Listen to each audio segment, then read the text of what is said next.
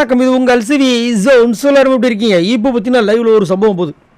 Arun and நம்மளுடைய ரஞ்சித் செல்லமாக அழைக்கக்கூடிய மங்களம் சார் வந்துட்டு ஒரு பயங்கரமான அதிரடியான ஒரு திட்டத்தை போடுறாங்க. அவங்களுக்கு நேற்று முந்தானத்து ஒரு கசப்பான ஒரு கனவு சம்பவம் மாதிரி ஒரு விஷயம் நடந்துச்சு. போட்டு வெளியில் வெளுத்துட்டாங்க. அதனால் இப்போ வந்து ஒரு ராஜதந்திரத்தை வந்துட்டு போடுறாங்க. அதில் வந்துட்டு அருண்குமார் ஒரு டைலாக் விடுறாரு. என்ன டைலாக்னா, சார் போர்க்களத்தில் ஒருத்தர் வந்து கத்தியை கீழே போட்டக்கூடாது சார், விழாமல் பிடிச்சி வச்சிருக்கணும் சார், அதான் ரொம்ப முக்கியம் அப்படின்றாரு. இன்னும் இந்த டைலாக் இங்கே கேள்விப்பட்ட மாதிரி இருக்கா அப்படின்னு பார்த்தா, நைட்டு தானே இதே டைலாக் சொல்லி ரஞ்சித் சாரை வந்து தூங்க வச்சார். இல்லை திரும்ப அதே டைலாக் சொல்கிறார். ஓ, ரஞ்சித் சாருக்கு எது சொன்னாலும் அவர் மறந்துடுவார், திரும்ப சொன்னால் அது அவர் அப்படியே புதுசாக கேட்குற மாதிரி கேட்பார். அதனால் அந்த ஒரு இதை யூஸ் பண்ணுறாரு. சரி நடத்துங்க அப்படின்னு வந்துச்சு. அதுக்கப்புறம் வந்து இன்னொன்று என்ன சொல்கிறாருன்னா, நாம் புறமுதவை காட்டி ஓடக்கூடாது சார், அதை வந்து இயற்கை தான் டிசைட் பண்ணுன்றாரு. ஏன்பா இல்லை, நான் என்ன கேட்குறேன்னா, இங்கே ஏதாவது ஸ்கிரிப்ட் இது நாடகம் தமிழில் பேசி ஏதாவது ராஜா நாடகம் அதை வரப்போதா? புறம்போது காட்டி ஓடக்கூடாது, ஓகே, இயற்கை தான் டிசைட் பண்ணுறேன்னா என்ன? எனக்கு ஒன்றும் புரியல. எனக்கு இயற்கைன்னா என்னது? ரெஸ்ட் ரூம் வந்து அது வந்து தான் சால்வ் பண்ணணும்னு சொல்ல வராங்க, என்னென்னு புரியல.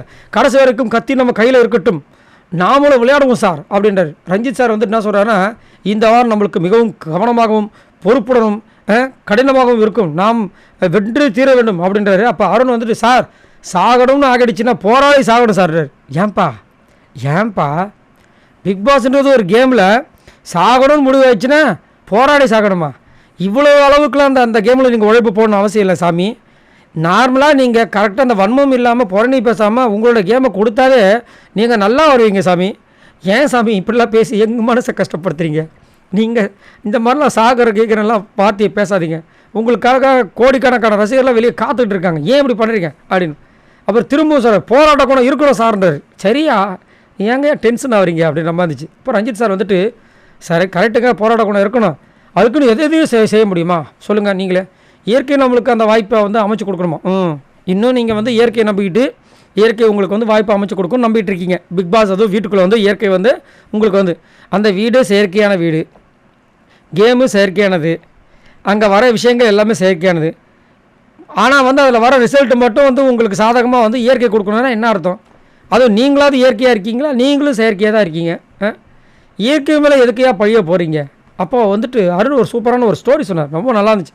ஏன்னா ஒரு பறவைகள்லாம் பார்த்தீங்கன்னா ஒரு டைமில் வந்துட்டு நாடு விட்டு நாடம் கண்டு விட்டு கண்டம் அப்படியே போகும் இல்லையா? அப்போ கடல்லாம் தாண்டும் போது இவ்வளோ தூரம் இருக்கே, அது எந்த நம்பிக்கையில் போகும்? அப்போ போகும்போது ஒரு குச்சியை எடுத்துகிட்டு போகுமா, என்ன பண்ணுமா, டயர்ட் ஆகிடுச்சுன்னா குச்சியை அந்த தண்ணியில் போட்டு அந்த குச்சி மேலே வந்து இந்த பறவை நிற்குமா, அங்கே வர மீனை வந்து டபக்குன்னு கடிச்சு சாப்பிட்டுட்டு திரும்ப அந்த குச்சி எடுத்துகிட்டு பறக்குமா. இதில் என்ன தெரியுது? அந்த பறவை வந்து குச்சி மேலே நம்பிக்கை வைக்கல, அது மேலே நம்பிக்கை வச்சுருக்குன்றாரு. நல்ல சூப்பரான ஒரு கருத்து. பட் எனக்கு ஒரு சின்ன டவுட்டு, தப்பாக நினச்சிக்காதீங்க. பறவை மேலே நம்பிக்கை இருக்குன்னா எது குச்சி எடுத்துகிட்டு போச்சு? குச்சி மேலே நம்பிக்கை வச்சதுனால அந்த பறவையே போயிருக்கு. அதுவும் இல்லாமல் குச்சி மேலே நம்பிக்கை வச்சுருந்தேன்னா அந்த குச்சி உடஞ்சிருக்குமா? அதை முதல் உடைக்க முடியுமா?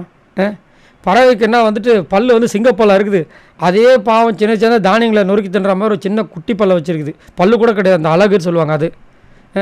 ஆனால் ரஞ்சித் சார் கிடச்சிருக்காருன்னு சொல்லிட்டு இப்படி வந்துட்டு போட்டு மசாஜ் பண்ணக்கூடாது. அவரை பாவமாக இருந்துச்சு. அவரும் வந்துட்டு ஏதோ ராஜதந்திரத்தை அவர் சொல்லித்தரான்னு சொல்லிட்டு வெறும் அப்படி வெறி ஏற்றிட்டு இருக்காரு. ஸோ கண்டிப்பாக வந்து இன்றைக்கி இந்த வாரத்துலேருந்து நம்ம ரஞ்சித் சார் வந்துட்டு வேறு விதமான மங்களம் சாரை நீங்கள் பார்க்க போகிறீங்க, அருணோட வெறியாட்டத்தை நீங்கள் பார்க்க போகிறீங்க.